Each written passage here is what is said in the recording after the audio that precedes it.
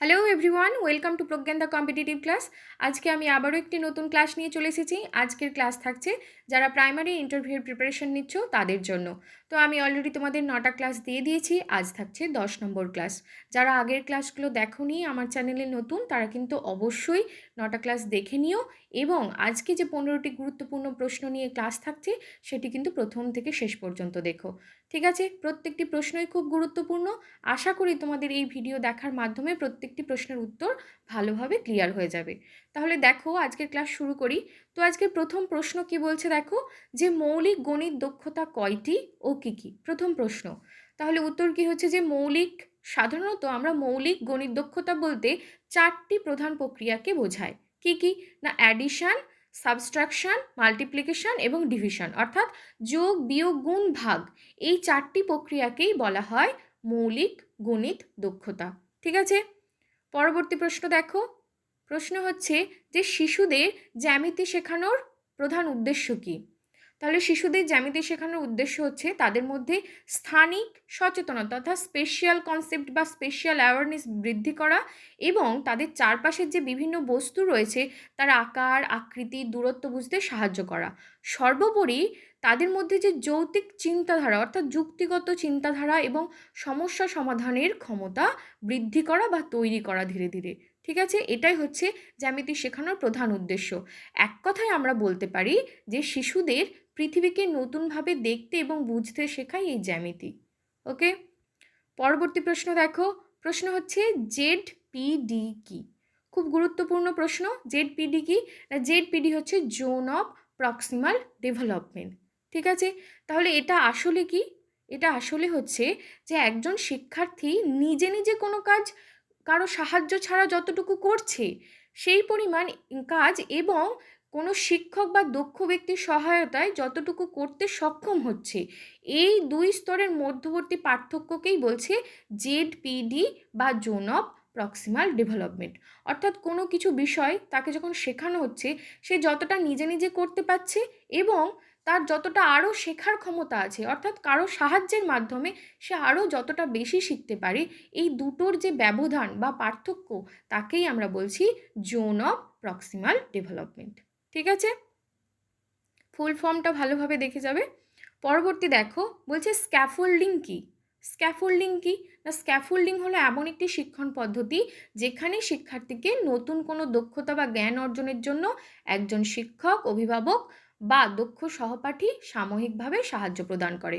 অর্থাৎ কোনো নতুন বিষয় যখন সে শিখছে, অর্থাৎ নিজে যতটা শিখছে এবং তারপর তাকে সাহায্য করার পর সে যতটা শিখতে পারছে, ওই যে সাহায্যটা তাকে দেয়া হচ্ছে সে তাকেই কিন্তু বলা হচ্ছে স্ক্যাফোল্ডিং, বা তাকে স্ক্যাফোল্ড করা হচ্ছে, সাহায্য করা হচ্ছে।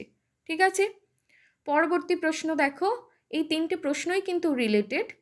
প্রশ্ন কি বলছে, যে MKO কি? MKO হচ্ছে মোর নলেজেবল আদার্স।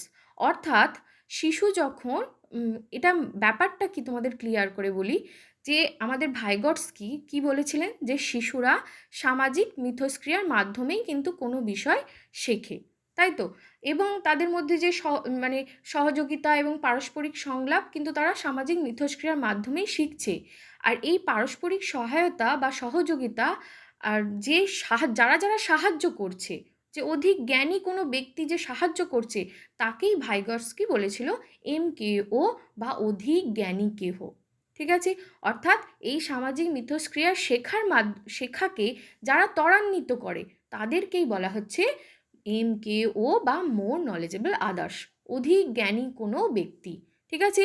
এই অধিক জ্ঞানী কোনো ব্যক্তি একজন শিক্ষক হতে পারেন, অভিভাবক হতে পারেন, বয়স্ক কোনো ব্যক্তি হতে পারেন, এমনকি তার নিজের সহপাঠীও কিন্তু MKO হতে পারেন। ঠিক আছে? পরবর্তী দেখো। পরবর্তী প্রশ্ন কি বলছে দেখো, যে বর্ণপরিচয় ও সহজ পাঠের মধ্যে পার্থক্য কী? প্রধান এবং খুব ভালো এই প্রশ্নটি, যে বর্ণপরিচয় সহজ পাঠের পার্থক্য হচ্ছে প্রধানত রচয়িতা ও শৈলীতে। কারণ কি, বর্ণপরিচয় একজন লিখেছেন এবং সহজ পাঠ অন্য একজন লিখেছেন। তাহলে আমরা ডিটেলসে একটু দেখে নিই, যে ঈশ্বরচন্দ্র বিদ্যাসাগর বর্ণপরিচয় 1855 সালে লিখেছিলেন, এবং এটা কি না বর্ণশিক্ষার বৈজ্ঞানিক এবং ক্রমিক পদ্ধতি অনুসরণ করে এটা লেখা হয়েছিল, যা কি চেনায় না বর্ণ চেনায়। আর অন্যদিকে রবীন্দ্রনাথ ঠাকুর কি লিখেছিলেন সহজ পাঠ, যেটা ছড়া ও বর্ণনাত্মক শৈলীর মাধ্যমে সহজ ও সাবলীল ভাষায় ভাষা শেখায়। ঠিক আছে, একটা হচ্ছে শিশুদেরকে বর্ণ চেনাচ্ছে, আর একটা হচ্ছে শিশুদেরকে ভাষা শেখাচ্ছে। ঈশ্বরচন্দ্র বিদ্যাসাগর বর্ণ পরিচয় লিখেছেন এবং রবীন্দ্রনাথ ঠাকুর লিখেছেন সহজ পাঠ। ঠিক আছে, পরবর্তী প্রশ্ন দেখো। প্রশ্ন কি? প্রশ্ন হচ্ছে যে সহজ পাঠের ছবিগুলি সাদা কালো কেন? সহজ পাঠের ছবিগুলি সাদা কালো কেন করা হয়েছে? প্রধানত যে রবীন্দ্রনাথ ঠাকুর এবং নন্দলাল বসু দুজনে একটা জিনিস ভেবেছিলেন যে প্রাথমিক স্তরে যদি অতিরিক্ত রং ব্যবহার করা হয় তাহলে কিন্তু শিশুদের কল্পনা শক্তির বিকাশে বাধাপ্রাপ্ত হয়, এবং তার সাথে সাথেও তাদের মনোযোগ কিন্তু বিচ্ছিন্ন হতে পারে। সেই জন্য সহজ রেখাচিত্রের মাধ্যমে এই পাঠ্য বিষয়কে আরও প্রাণবন্ত ও সহজবদ্ধ করে তোলার জন্যই রবীন্দ্রনাথ ঠাকুর এবং নন্দলাল বসু সহজ পাঠের বইগুলোকে সাদা কালো করেছিলেন। ঠিক আছে, পরবর্তী প্রশ্ন দেখো। প্রশ্ন হচ্ছে যে ভারতের সবুজ বিপ্লবের জনক কাকে বলা হয়? উত্তর হচ্ছে ডক্টর এম.এস. স্বামীনাথনকে বলা হয় ভারতের সবুজ বিপ্লবের জনক। পরবর্তী প্রশ্ন দেখো, বলছে শূন্য আবিষ্কার কোন দেশে হয়েছিল? শূন্য আবিষ্কার হয়েছিল ভারতবর্ষেই। পরবর্তী প্রশ্ন দেখো। প্রশ্ন বলছে ভারতের জাতীয় পতাকা কে ডিজাইন করেছিলেন? উত্তর হচ্ছে পিঙ্গালি ভেঙ্কাইয়া। পরবর্তী প্রশ্ন দেখো যে ভারতের মানচিত্র প্রথম কে অঙ্কন করেন? খুব ভালো একটি প্রশ্ন। ভারতের মানচিত্র অঙ্কন করেছিলেন মেজর জেমস রেনেল। ওকে, পরবর্তী প্রশ্ন দেখো যে জাতীয় পতাকার দৈর্ঘ্য প্রস্থের অনুপাত কত? উত্তর হচ্ছে 3:2। পরবর্তী প্রশ্ন যে শিশু শিক্ষা বইটি কে লিখেছেন? শিশু শিক্ষা বইটি লিখেছেন পণ্ডিত মদনমোহন তর্কালঙ্কার। ঠিক আছে, পরবর্তী প্রশ্ন দেখো। প্রশ্ন হচ্ছে যে জাতীয় শিক্ষা দিবস কবে পালিত হয়? ভারতে প্রতি বছর 5 সেপ্টেম্বর বা 5ই সেপ্টেম্বর দিনটিকে শিক্ষক দিবস হিসাবে পালন করা হয়, এবং কেন করা হয় না দেশের দ্বিতীয় রাষ্ট্রপতি এবং প্রখ্যাত শিক্ষাবিদ ডক্টর সর্বপল্লী রাধাকৃষ্ণনের জন্ম দিনের স্মরণে এই দিনটিকে শিক্ষক দিবস হিসাবে পালন করা হয়েছিল।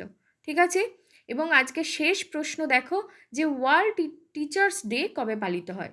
যেটা আমরা 5 সেপ্টেম্বর পালন করি সেটা হচ্ছে ন্যাশনাল টিচার্স ডে বা জাতীয় শিক্ষক দিবস, এবং ওয়ার্ল্ড টিচার্স ডে পালন করা হয় বা বিশ্ব শিক্ষক দিবস পালন করা হয় 5 অক্টোবর। ওকে, তাহলে আজকের ক্লাস এখানেই শেষ করছি। ক্লাস কেমন লাগলে অবশ্যই জানাবে, আর কোন কোন বিষয়ের উপর ক্লাস চাইছো জানিও, এবং যদি ভালো লাগে ক্লাসটি অবশ্যই একটি লাইক দিও।